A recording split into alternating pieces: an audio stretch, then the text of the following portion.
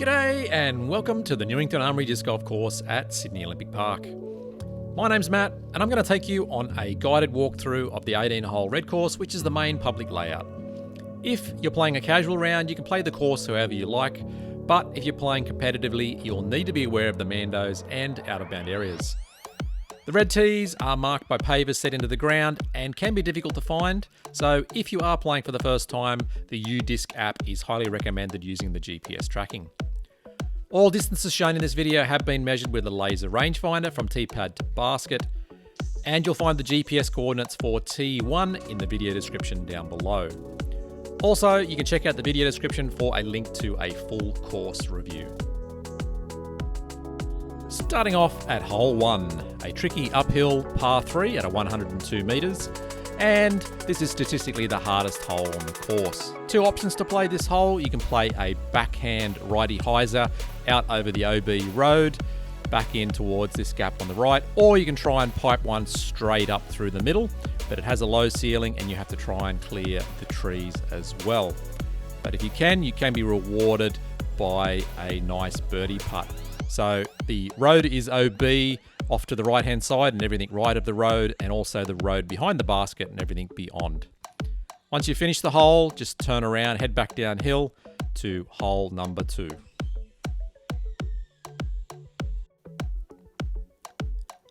Hole 2 is a much easier par 4, 149 metres downhill, and you can let rip with a nice long drive down between the trees here. And just be careful of the mando large tree there on the right hand side. You have to stay left of that, and also be careful of the low hanging branches here. But if you can split the gap here and throw a nice drive, you should be down just before the road or beyond it if you've got a really good arm. Be careful of the road, it plays as an OB river, and also the road behind the basket is also OB, as well as all the grassed area beyond it. But if you can get a nice drive down there and lay up with a nice close putt, you should have a chance at a birdie. Once you've completed a hole, turn around, head back towards the road and turn right, and you should find the tee for hole number 3.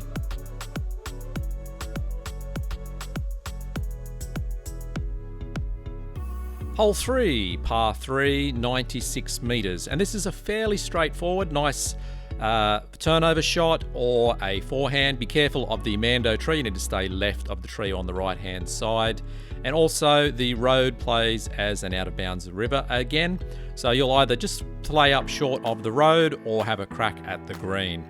If you do have a crack at the green and you make it, then you've got a good chance at a birdie. Otherwise, just lay up short and play for the par.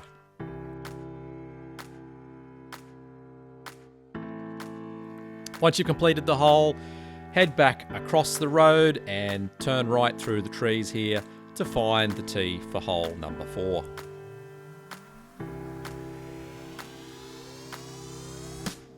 Hole number 4, an 84 metre par 3, fairly straightforward.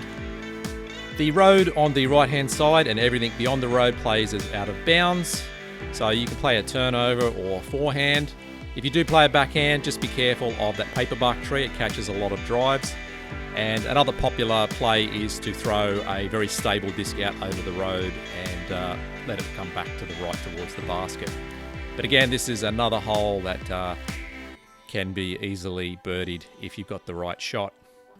Once you've completed, jump back over onto the road and head back down towards where you threw from, and the tee for the next hole for hole number 5 is on the left hand side near the concrete pad. Now for this next hole, you've got two options to throw. The public tee is on the right hand side there, just behind the road, but there's an alternative tee here just on the concrete pad as well. Hole number 5, par 3, uphill, 111 metres, and statistically the second hardest hole on the course. The road and everything to the left of the road plays as out of bounds, so most players will opt to throw up where the camera is here, but you can also throw a forehand or a turnover shot out to the left over the road as well. Most players will throw up here around this area, around the fire hydrant, and if you've got a really good arm, then you might make it into the circle with a putt for a birdie. But a par on this hole is a fairly good score. Once you've finished, then you can turn around and head up the hill towards the large tree, and you'll find the tee for hole number 6 just to the left of the tree.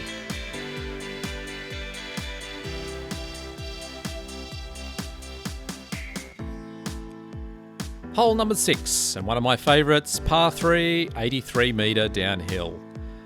So most players will opt to throw a hyzer backhand out to the right hand side and get it to fade back towards the basket, which is located behind the tree. The road plays as an out of bounds river, and also if you happen to throw it too far into the reeds beyond the basket as well, that's also OB. But this one's a nice easy one, just need to be careful of the tree, protecting the basket. A lot of players, if you throw too short, will hit the tree. Once you finish the hole, turn back around and head back uphill and look for the shrub and the fire hydrant up there. So there's 2 tees here, there's one on the road here, which is usually used for competitions, and the actual public tee itself is just to the left of this small tree. Hole number 7, a par 4, 147 metres. And as I mentioned, there's 2 tees off the road or off the grass here. And you will need to play uphill for the tee shot. There is a mando, which you have to play to the right-hand side of the fire hose out here. And most people will be able to throw it into this area here or beyond, giving you a nice little mid-range throw down into the basket. Just be aware, if you do happen to throw it wild out over to the right-hand side, anything over the fence is out of bounds. But most players will be able to throw a mid-range, as I mentioned, down to the basket and have a good chance at a birdie. Watch those branches here on the right-hand side, and also anything beyond the mowed area here in the reeds or the deep grass is also out of bounds. But this one is one of the easier holes on the course and a good chance for a birdie. Once you've completed the hole, you're going to head across the creek here, and we're going to head just to the left-hand side of the tree for the tee to the next hole.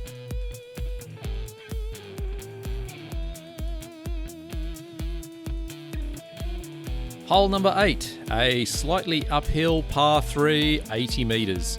Most players will opt to throw straight between the trees there, and some may also throw a backhand hyzer out to the right-hand side.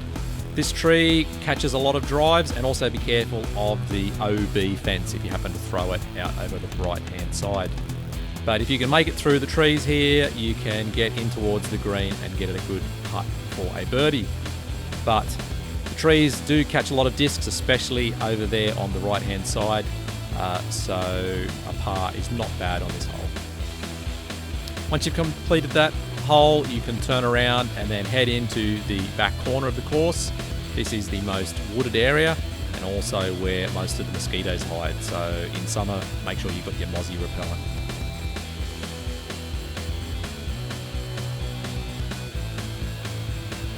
Hole number 9, and the shortest hole on the course at 58 metres, a par 3, but don't let that fool you. It is a quite tricky hole. There's trees on both sides. There's a little bit of OB over on the right-hand side with the road as well.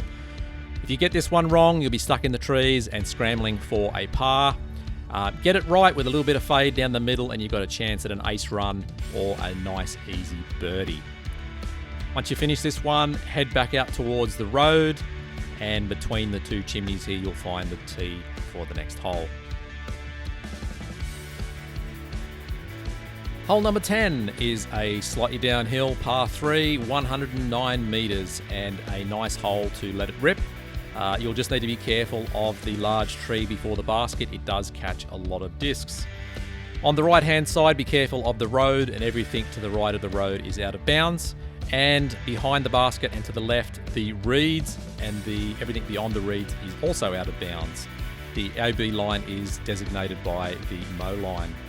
But if you can get a nice shot down here that clears the tree and doesn't go out of bounds, you've got a good chance at a birdie or par. Once you finish this hole, jump out onto the road and head back towards the large tree where you'll find the tee for the next hole.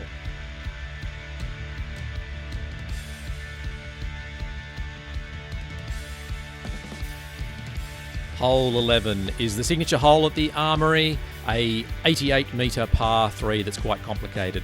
The road and everything to the left of the road plays as OB. If you go OB off the tee, you can either re-tee or progress to the drop zone here just to the left of the tree.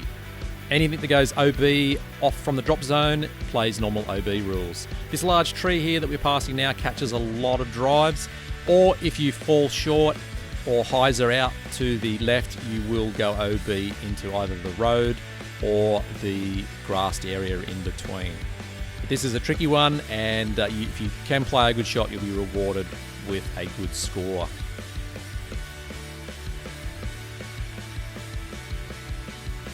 Once you're finished with this hole, you head back in the opposite direction, and you want to aim towards the white bunker out there, and as you get a bit closer, you'll see a shrub in the distance, and if you keep heading for that, you'll find the next tee on the road.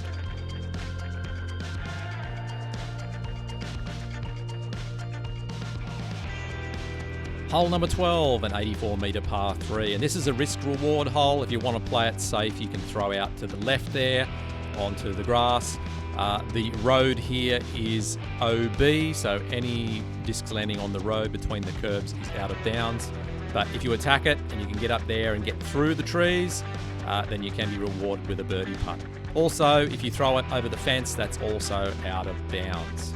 But you'll find that the trees just before the basket there are quite thick, and they will catch a lot of discs. And if you're unlucky, the disc will roll OB after hitting the tree, so just be careful of that. Once you finish this hole, head back out across the road and up the bank, and near the shrub here you'll find the next tee.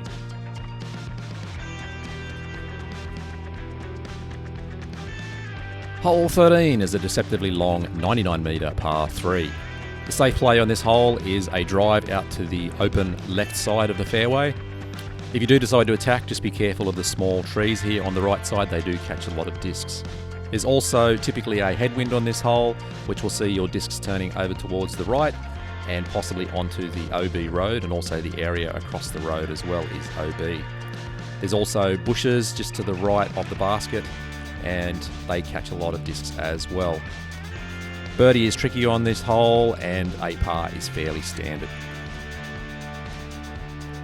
Once you finish the hole, you can turn 180 and head back. There's some steps here behind the basket near the fire hydrant. You can head down the steps onto the road, and then you go across and you can climb up the bank here just behind the bunker. Once you've gone up the bunker, turn right and head across the top of the bank towards the large tree, and you'll find the tee for the next hole.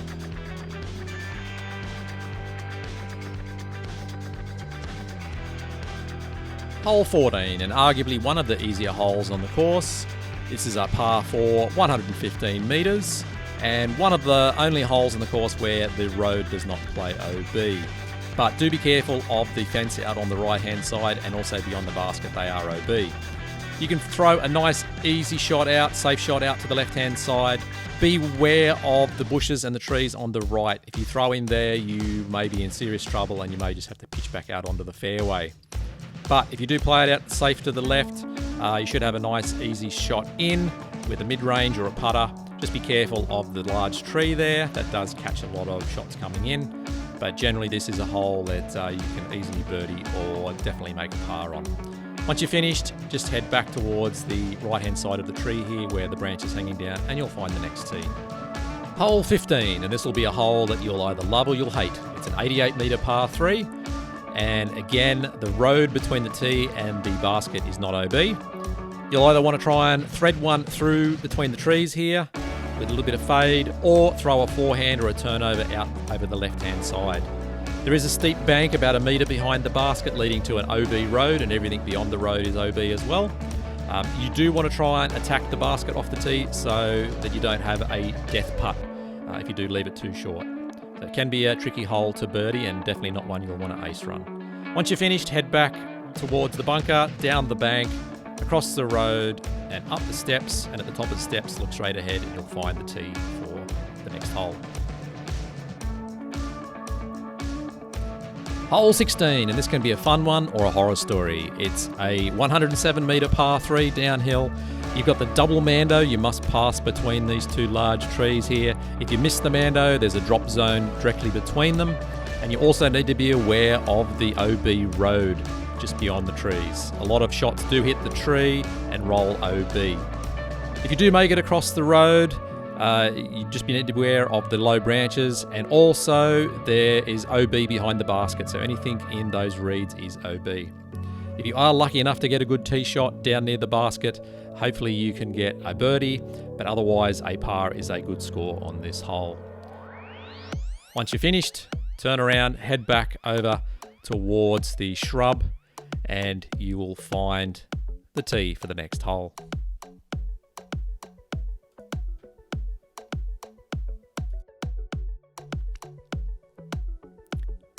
Hole 17 is an 81 metre par 3, and the main feature in this hole is a large tree in the middle of the fairway, but this may soon be removed as it is now dead.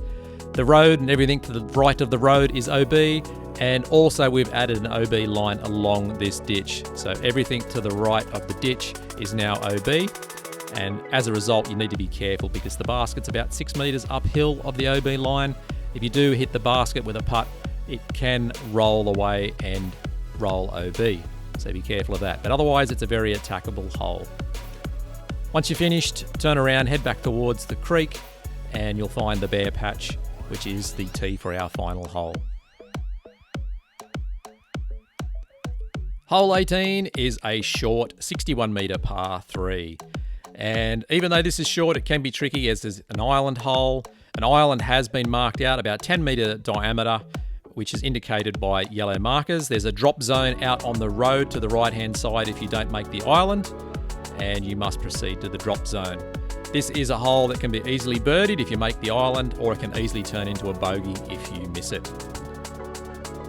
So that's it for our walkthrough. If you want to return back to hole 1, you can jump up onto the road, walk down along the road towards the river, and then once you pass the sheds down here on the left, turn left up the hill and you will come back to hole number 1.